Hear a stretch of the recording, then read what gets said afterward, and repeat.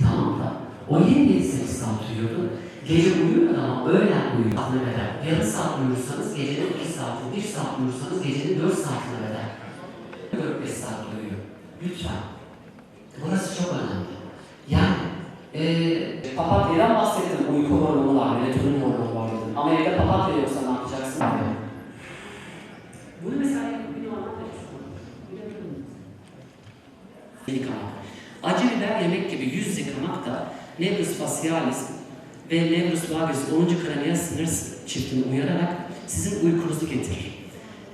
Sizin uykunuzu getirir. İlk anda soğuk suyla yüzünüzü yıkadığınızda bir hararet, yani bir uyanıklık olur. Geçici. 5 dakika sonra dehşet uykunuz gelir. Acı biberi yediğiniz anda ağzınız yanar. Ama 5 dakika sonra aşırı bir uyku gelir. Bu önde bir genç çiftimiz daha var. Görebiliyor musunuz oradan bilmiyorum.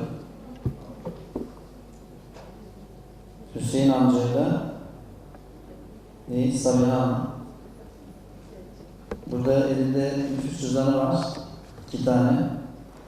Buradaki tarihe göre 1912 doğumlu. Yok. Evet, 1912 doğumlu. Kaç yaş oluyor?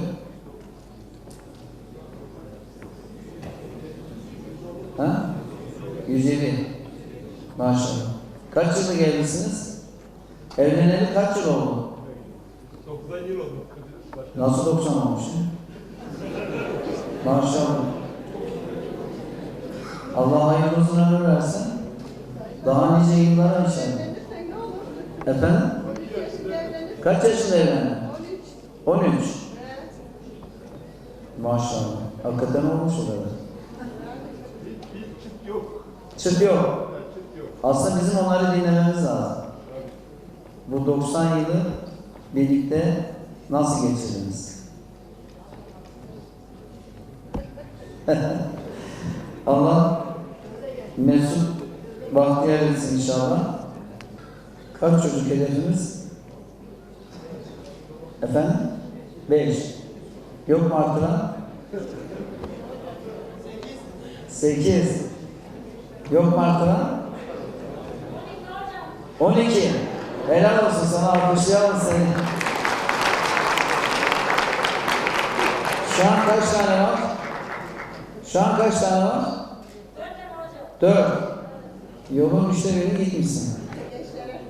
Yok 7 tane iyi. Yani hedef yeri olsun. Bir defa en az 2 kız, 2 erkek olması lazım ona göre. Akrabalık ilişkilerinin tam olarak tahakkuk etmesi için bu şart. Neden diyeceksin? Şimdi bir kızınız, 3 oğlunuz oldu diyelim. Kızın bacısı yok. Yani evlendiği zaman çocuğu kime teyze diyecek? Teyze yok. Veya oğlunuz bir tane çocuğu oldu, kim amca diyecek? Amca yok. Kız kardeşi yoksa kime hala diyecek? Yok. Yani hala, teyze, amca, bileni, dayı oluşması için mutlaka en az 2 kız, 2 erkek çocuk gerekiyor. Çocuklar aslında. Allah rızkını veriyor. Rızkın kefili Allah, biz değiliz. Bize kalsa hiçbir şey yaratamayız, nefes alamayız. Yani onun için biz kendimizi çok pay biçiyoruz da öyle değil. Bir de evliliğin sırrı karşılıklı saygı, sevgi mutlaka çok önemli. Karşıya değer vermek çok önemli. Bir de zorluklara karşı hemen pes ediyoruz. İşte sabır orada devreye giriyor. Sorumluluktan kaçıyoruz. O zaman anlaşmazlıklar başlıyor. Onun için bu 5 S kuralını mutlaka ezberleyeceğiz. Karşıya saygı göstereceğiz ki o da bize sevgi göstersin. Biz sevgi göstereceğiz ki o bize saygı gösterecek. Zorluklara karşı tahammül edeceğiz. Bakın en işin püf noktası burada. Ayet-i kerimede ne buyuruyor? İnna Allahe ma'as sabirin. Ayet-i kerime Allah buyuruyor. Ne diyor? Allah sabırlı kullarıyla beraber. Kime sabredeceğiz? Yani eşinize sabretmeyeceksek kime sabredeceğiz? Sabrettiğiniz zaman birçok şeyi çözmüş oluyoruz. Bir bakıyorum ufacık şeyden hemen kavga, biz vazgeçtik, biz ayrılıyoruz. Böyle bir şey yok. Bir defa evleniyorsak Onun boşanmanın çok ağır şartları var. Tamam, dinimiz cevaz vermiş ama çok ağır şartlar yerine gelirse ancak o da çok zor yani. Onun için böyle hemen pes etmeyeceğiz. Bakıyoruz ki evliliğin daha 3 ayında biz ayrılma kararı aldık. Bir bakıyorsun 6 aylık, 1 yıllık. Bak işte örnek burada. Değil mi? Sabiha ablamız burada 97'dir evli. Şimdi sorsak Sabiha ablaya hiç zorluk yaşamadınız mı? Evlilik hayatınızda. Ha? Mutlaka vardır.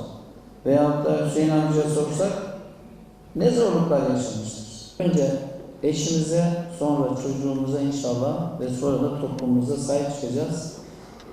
Güçlü aile, mutlu aile, huzurlu toplumla inşallah daha büyük hedeflere doğru hep birlikte ilerleyeceğiz.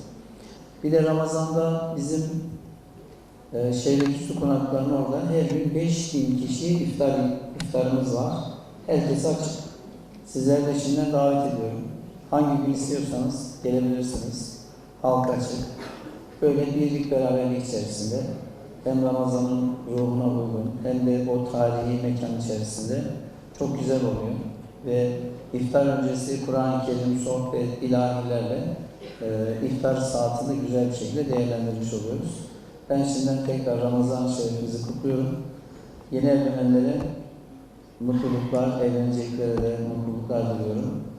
En kötü günümüz böyle olsun diyorum. Hepinizi tekrar saygıyla, muhabbetle selamlıyorum.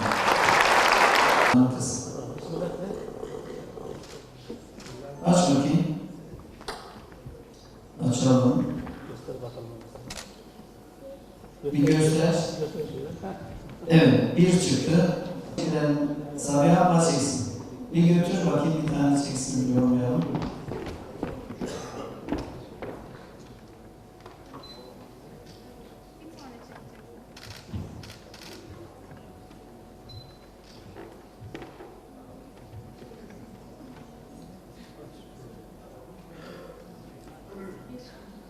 Hadi ya. Maşallah.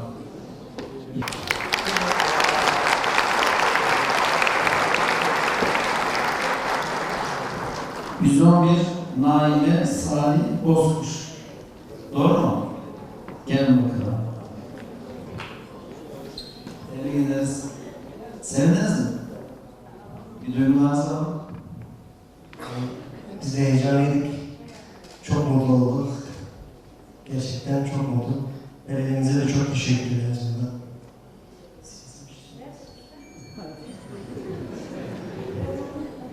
Heyecanlısın, boşanmıyorsun. Valla bana çıksaydı ben herhalde 2 metre zıplardım. Evet, Allah mübarek etsin.